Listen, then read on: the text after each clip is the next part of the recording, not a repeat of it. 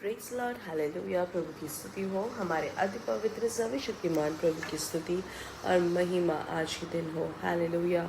मेरे प्रिय लोग, परमेश्वर ने हमें एक साथ 2023 अक्टूबर 29 तारीख आशीषित करके दिया है कि हम अपने अति पवित्र सर्वशक्तिमान प्रभु की स्तुति कर सके, आराधना कर सके। इसलिए इस सुंदर अवसर के लिए दिल से धन्यवाद करें। हालेलुया। धन्यवाद पिता, धन्यवाद धन्यवाद धन्यवाद धन्यवाद धन्यवाद। हालेलुया। धन्यवाद धन्यवाद। पिछले पूरे दिन भर प्रभु ने हमें संभाले रखा। परमेश्वर ने हमें सुरक्षा दी, उसके लिए हाथ उठाकर धन्यवाद कहे। धन्यवाद पिता, धन्यवाद धन्यवाद धन्यवाद। अनर्थों से हमें बचाया, रोग और दुखों से हमें छुड़ाया, हमारे प्राण को मृत्यु से बचाया, हमारे आँखों को आंसुओं से, हमारे पैरों को ठोकर लगने से प्रभु ने हमें समाधान के साथ रखा। हालेलुया। प्रभु ने रात को अच्छी नींद दी, उसके लिए हम धन्यवाद कहे। धन्यवाद पिता, धन्यवाद धन्यवाद धन्यवाद अप्पा, धन्यवाद धन्यवाद धन्यवाद। प्रभु रात को जो अच्छी नींद दी उसके लिए धन्यवाद। समाधान के साथ सुलाया उसके लिए धन्यवाद। हम नहीं सोए, परमेश्वर ने हमें सुलाया। परमेश्वर ने अपनी छाती से हमें चिपका के हमें सुलाया, उसके लिए हम धन्यवाद कहे। हालेलुया। धन्यवाद धन्यवाद धन्यवाद। आरोग्य के साथ, चंगाई के साथ जगने का प्रभु ने जो भाग्य दिया है, ये परमेश्वर की कृपा है। मेरे प्रिय लोग, परमेश्वर की दया से हम आज जगे हैं, उसके लिए हाथ उठाकर धन्यवाद कहे। धन्यवाद धन्यवाद धन्यवाद धन्यवाद धन्यवाद। हालेलुया। आज के दिन जगकर परमेश्वर की आराधना करने का ये परमेश्वर की कृपा है करके याद करते हुए स्तुति करते रहे। हालेलुया। आज के दिन भी परमेश्वर अपने विश्वास योग्यता से हमें हाथ पकड़कर चलाते हैं, उसके लिए धन्यवाद कहे। धन्यवाद धन्यवाद पिता, धन्यवाद। हमें हाथ पकड़कर चलाने वाले परमेश्वर को धन्यवाद। अनर्थों से बचाने वाले प्रभु को धन्यवाद। रोगों दुखों से हमें छुड़ाने वाले परमेश्वर को धन्यवाद। प्रभु आज के दिन आपके हाथ समर्पित करते हैं और आप प्रभु हमें जयवंत यीशु मसीह में आप चला दें, उसके लिए धन्यवाद। जय के उत्सव में हमें लिए फिर दे, उसके लिए धन्यवाद। यहोवा अच्छा है, भला है, उनकी दया हमेशा की है। धन्यवाद पिता, धन्यवाद धन्यवाद धन्यवाद। जिसे संगीतकार भजन संहिता 47 में कहते हैं, या की स्तुति करो क्योंकि अपने परमेश्वर का भजन गाना अच्छा है, क्योंकि वह मन भावना है, उसकी स्तुति करनी भी मन भावनी है। 5वां वचन कहते हैं, हमारा प्रभु महान और अति सामर्थी है, उसकी बुद्धि अपरंपार है। 7वां वचन, धन्यवाद करते हुए यहोवा के गीत गाओ, वीणा बजाते हुए हमारे परमेश्वर का भजन गाओ। आइए आंखों को बंद करें, हम साथ में प्रार्थना करेंगे। हमारे स्वर्गीय पिता, हम धन्यवाद करते हैं सुंदर समय के लिए। पिता प्रभु, आपको हम धन्यवाद करते हैं, स्तुति करते हैं। प्रभु पिछले पूरे दिन और रात आपने हमें संभाले रखा, उसके लिए धन्यवाद। अच्छी नींद देकर आपने आशीषित किया, उसके लिए धन्यवाद। आरोग्य के साथ हमें रखा, उसके लिए धन्यवाद। आप हमें जयवंत चलाते हैं, उसके लिए धन्यवाद। पिता, ये संदेश सुनने वाले हर एक जन के लिए हम प्रार्थना करते हैं, स्वर्ग और भूमि के नायक यीशु मसीह के नाम से ये संदेश सुनने वाले हर एक जन जो है आशीषित रहे। हालेलुया। हर एक जन को एक जैसे यीशु मसीह के नाम से आशीषित करके प्रार्थना करते हैं। इनका पारिवारिक जीवन आशीषित रहे, इनके बच्चे आशीषित रहे, इनके नौकरी आशीषित रहे, इनका शरीर आशीषित रहे, इनका समाधान। और प्रभु आप इनको स्वास्थ्य के साथ आपने भरा है, उसके लिए धन्यवाद। पिता, यीशु मसीह के नाम से इनको आशीषित करते हैं। स्वर्ग और भूमि के नायक यीशु मसीह के नाम से यह आशीषित रहे। प्रभु आपके भलाई को वो अनुभव करने वाले हो, जो रोग से पीड़ित है, यीशु मसीह के नाम से कुछ चंगाई मिले। हृदय संबंधित जो लोग हैं अस्पताल में है, जो वेंटिलेटर में है, यीशु मसीह के नाम से पूर्ण चंगाई घोषित करते। स्वर्ग और भूमि के नायक यीशु मसीह के नाम से उनके ऊपर आरोग्य आ जाए। यीशु मसीह के नाम से पूर्ण चंगाई उनके ऊपर घोषित करते हैं। हालेलुया। जहां आशा टूट गई है, वहां यीशु मसीह के नाम से आरोग्य आ जाए, पूर्ण चंगाई उनके ऊपर घोषित करते हैं।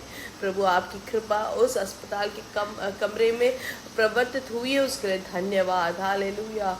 जो प्रतिकूल से है, जो आर्थिक विषय में बाहर से, जिनको नौकरी नहीं है, प्रभु आप उनकी ज़रूरतों को आप पूरा करके दे पिता। हालेलुया।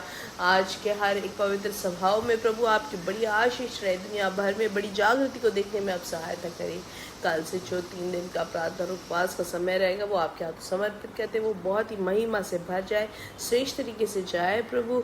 और प्रभु अद्भुत कार्य हो, आपके नाम की महिमा का कारण बने, हम प्रार्थना करते हैं। सब कुछ आपके हाथों समर्पित करते हैं और ये संदेश सुनने वाले हर एक के ऊपर प्रभु आपकी बड़ी कृपा को अनुभव करने में आप सहायता करें। यीशु मसीह के नाम से हम मांगते हैं, आमेन आमेन आमेन। परमेश्वर की बड़ी कृपा समाधान आपके जीवन में भरपूरी से हो, हम प्रार्थना करते हैं। और प्रार्थना और उपवास का जो शुरुआत वो कल से है, 3 दिन का निश्चय तौर से आप उसके भागी बने। तो मत्ती सुसमाचार 6:18 में ऐसे लिखा गया है, जहाँ यीशु मसीह ने कहा है कि ताकि लोग नहीं परंतु तेरा पिता जो गुप्त में है तुझे उपवासी जाने। इस दशा में तेरा पिता जो गुप्त में देखता है तुझे प्रतिफल देगा।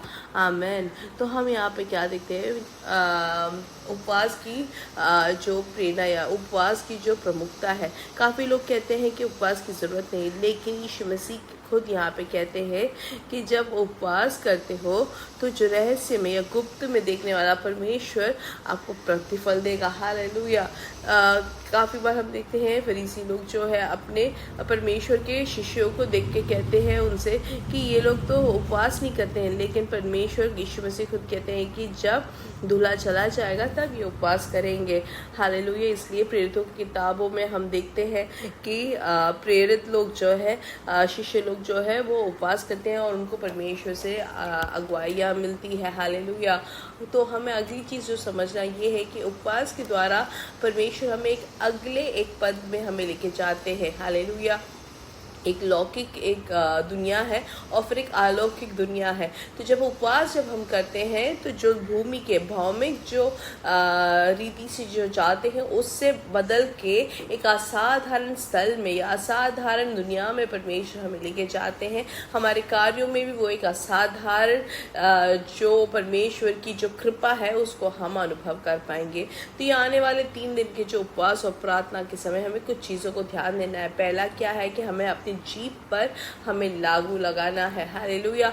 लगाम लगाना ज़रूरी है कि हम अपनी जीभ से कुछ भी गलत ना बोले। हम निर्णय ले कि मैं अपने जीभ पर संरक्षण रखूंगा। हालेलुया। जैसे कि दाऊद कहता है, हाहार को हटाने के साथ ही साथ हमें बिना ज़रूरत के हम कोई भी चीज़ ना बोले, हम किसी का मजाक या टट्टा उड़ाने वाले ना हो। हालेलुया।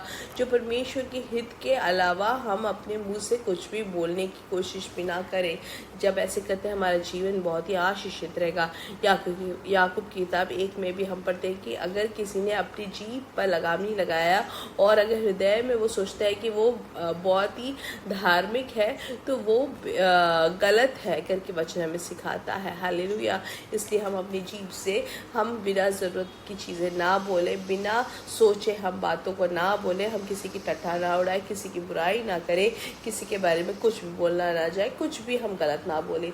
और दूसरी चीज़ हमें देखना है कि हम अपने क्रोध को बहुत ही ज़्यादा ध्यान दे के हम क्रोधित ना हो, उसके लिए जगह ना दे। ज़्यादातर देखा जाता है जब उपवास हम करते हैं तो हम ज़्यादा देर गुस्सा नहीं कर पाते क्योंकि हमें उतनी ताकत नहीं होती है। लेकिन 3 दिन में ऐसे करने से भी हमारा जो भावनाएं या हमारा जो चरित्र है वो बदलता नहीं है। काफ़ी बार लोग जो होते हैं जो बहुत गुस्सेलू होते हैं वो ये 3 दिन में वो काबू कर लेते हैं, लेकिन हमेशा के लिए नहीं होता। लेकिन हम प्रार्थना करते हुए हम एक निर्णय कर ले कि ये 3 दिन से मैं शुरू कर रहा हूँ कि अब मैं गुस्सा नहीं करूँगी, क्योंकि वचन हमें सिखाता है नीति वचन की किताब 7 में कि बेवकूफ़ों के हाथ में क्या रहता है, गुस्सा रहता है। इसलिए मेरे प्रिय लोग, हम अपने जो भावनाएं हैं उसमें से हम क्रोध को दूर करें, गुस्से को हम दूर करें, जल्द से जल्द गुस्सा होने वाला जो स्वभाव है उसको दूर करें। हालेलुया। अगर हम देखें तो हम जब उपवास करते हैं हमारे शरीर को वो पसंद नहीं आता। हमारा शरीर जो है हमेशा इस दुनिया के लालसाओं में जाता है। गलातियों की किताब 5 में अगर हम देखेंगे तो हम देख सकते हैं कि आत्मा का जो अभिलाषा और जड़ का जो अभिलाषा हमेशा एक वार में रहता है, एक हमेशा लड़ाई, एक युद्ध रहती है। हालेलुया। इसलिए जैसे हम बोलते हैं कि हम उपवास में जा रहे हैं तो तभी के तभी हमारे शरीर बोलने लगता है मैं भूख लग रही है, ये कमज़ोरी हो रही है। अगर हम नहीं सोचते उपवास है तो हम आराम से बिना खाए चले जाते हैं। लेकिन जैसे ही हमें याद आता है कि कल से अगर हमें उपवास करना है तो अभी से ही हमारा शरीर में कमज़ोरी दिखता है, हमारा शरीर हमें भूख और बढ़ा देती है। लेकिन मेरे प्रिय लोग, जब हम उपवास करते हैं तो शत्रु को डर लगता है कि हम क्या परमेश्वर के साथ, परमेश्वर हमें एक अलग ही स्थल में लेके जाएंगे तो शत्रु को जगह नहीं मिलेगा, इसलिए वो पहले ही हमें तोड़ने की कोशिश करते हैं। काफ़ी बार हम देख सकते हैं उपवास के समय ही लोग आपको पार्टी में बुलाएंगे या आपको बाहर जाने के लिए बुलाएंगे और बहुत ही आपको बहुत ही मनोहर खाना आपके सामने आएगा, आपके घर में आएगा या आपके ऑफिस में आएगा। इसलिए हमें ध्यान देना है कि इसके लिए हम जगह ना दें, वचन की घोषणा करके उसको हम दूर करें। तो पहली चीज़ हमें क्या दे रहा है, हमें अपने जीभ को हमें लगाम लगाना है। दूसरा, हमारे पेट के अनुसार हमें नहीं जीना है, पेट को हमें अपने नियंत्रण में रहना है। और तीसरा चीज़ जो है, हमें गुस्से में नहीं रहना है। हालेलुया। तो अपने शरीर को हमें जगह नहीं देना, लेकिन पवित्र आत्मा की इच्छा, पवित्र आत्मा के अगुवाई के लिए अपने आप को समर्पित करें।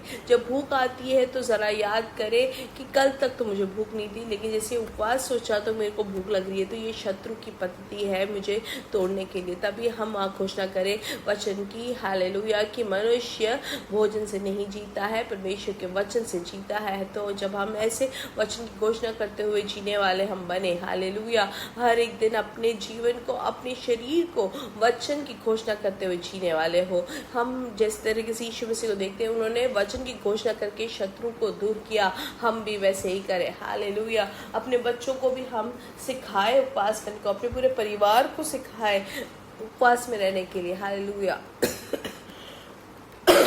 हम जब ऐसे करते हैं 2-3 दिन के लिए अगर उपवास किया, तो हमारे शरीर को या हमारे किसी भी चीज़ में कोई भी दोष या हमें किसी तरीके की नाश नहीं होगी, कोई रोग नहीं आएगा। हालेलुया। ऐसा ना हो कि उपवास नहीं करते इसलिए ऐसा होता है, वैसा ऐसा नहीं। उपवास हमें करना ज़रूरी है क्योंकि वचन भी हमें सिखाता है। हालेलुया।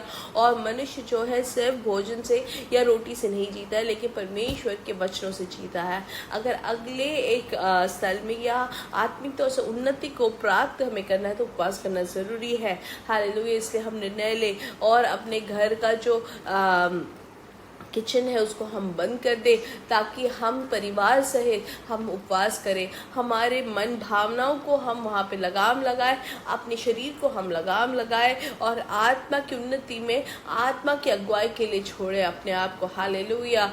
हम जान सकते हैं जो परमेश्वर से इस्तेमाल किए गए जो व्यक्ति हैं और जो अभी भी आज भी इस्तेमाल जो हो रहे हैं, वो परमेश्वर की उपस्थिति में उपवास करते हैं। हालेलुया। इसलिए परमेश्वर की उपस्थिति में बैठ के परमेश्वर से शक्ति प्राप्त करने के लिए, नई चीज़ों को प्राप्त करने के लिए, आत्मिक उन्नति को प्राप्त करने के लिए हम अपने आप को समर्पित करते हुए उपवास करें। हालेलुया। मेरे साथ का यीशु मसीह के नाम से हमारे बेटे और बेटियां भविष्यवाणी करेंगे, हमारे जवान दर्शन देखेंगे, हमारे बुजुर्ग स्वप्न देखेंगे। We are blessed, we are really blessed, and we are permanently blessed and highly favored. God bless you, God bless you, God bless you.